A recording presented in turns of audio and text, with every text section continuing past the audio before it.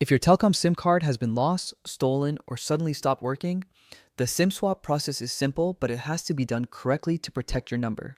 Telkom does not offer any kind of self-service SIM swap. There's no USSD code, no online form, and no option in an app that can activate a new SIM for you.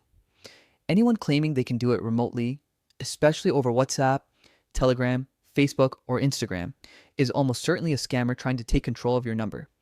The only official and secure method is to visit a Telkom store in person.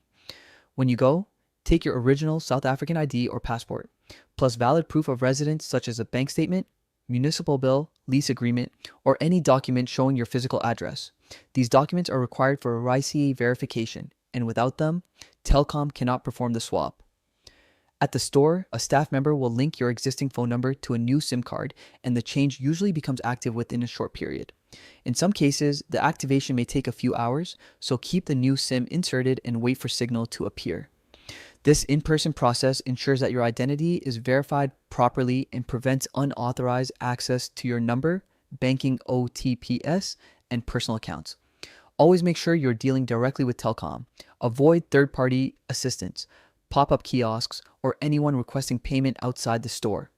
Telkom staff perform the SIM swap through their official system, which is the only safe way to keep your number secure.